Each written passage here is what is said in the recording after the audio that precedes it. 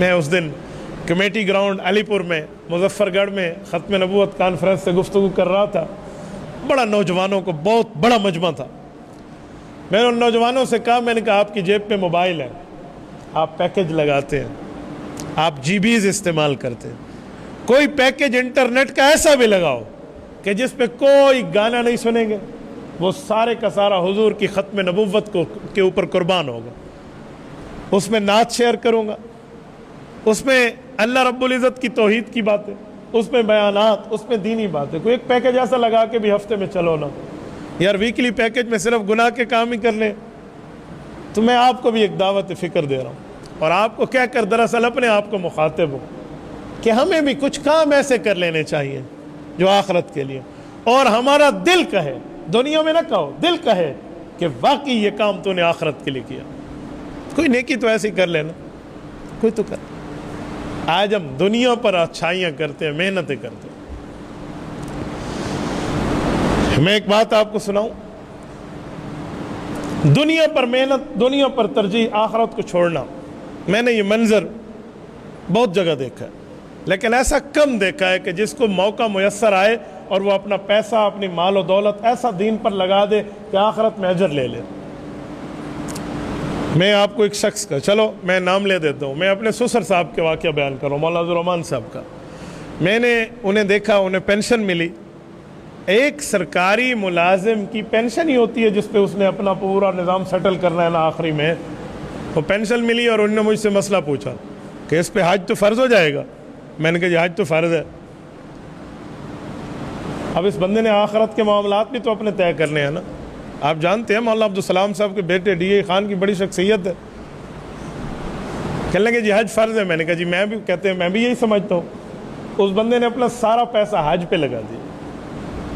میری ساس صاحبہ جو اہلیہ ہیں ان کی، وہ کہنے لگی جی میرے اوپر تو حج فرض نہیں ہے، پینشن آپ کو ملی ہے، لیکن احسان میرے پہ بھی کرے، مجھے بھی لے جائے. میں اللہ کے گھر میں بیٹھا ہوں، اس شخص کی اس نیکی پر مجھے حیرت ہوتی. سارا پیسہ اس پہ لگا دیا، آقا ہم دونوں حج کرائیں گے. چھوڑو یار، اللہ دے گا آخرت. بہت کم ہوتا ہے ایسا. بھائی اصل تو قبر ہے، اصل تو آخرت ہے، اصل تو آخرت کی زندگی ہے. دنیا کی زندگی پہ کیا کریں گے؟ رسول پاک علیہ السلام نے فرمایا جو بندہ حج پر آئے نا، حقوق ادا کیے ہوا اس نے، اور باقی جو گناہ ہے نا، اس گناہ کی معافی کیسے ملے گی؟ فرمایا یہ حج کے بعد یہاں سے جائے گا تو رجا قیوم ولدت امہ، ایسے جا رہا ہے جیسے آج ماں کے پیٹ سے نکلا اور گناہوں سے پاک ہے. یار دنیا کی دولتیں لگ جائیں،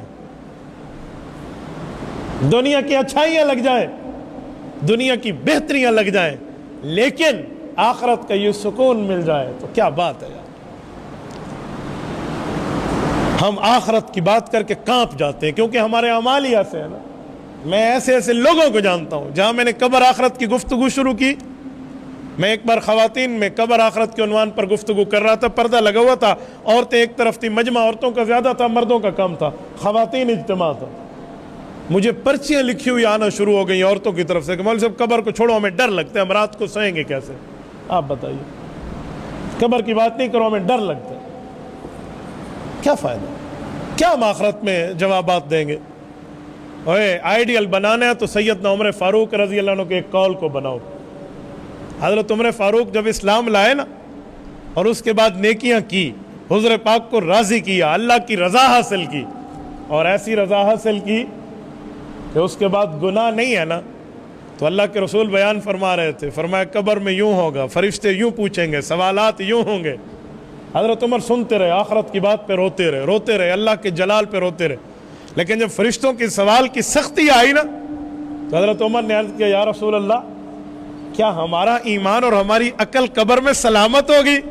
فرمایا جی ہاں. تو حضرت عمر نے چہرے پہ ہاتھ پھیر کے کہا کہ یا رسول اللہ پھر مجھے فکر نہیں ہے، پھر میں فرشتوں سے نمٹ لوں گا کہ تم اللہ کے نمائندے ہو تو ہم بھی اللہ کے نمائندے کے نمائندے. کیا جملہ ہے یار، کیا آخرت کی بات ہے. یہ ایمانی طاقت کی بات ہوتی ہے، یہ ایمانی معاملہ ہوتا ہے.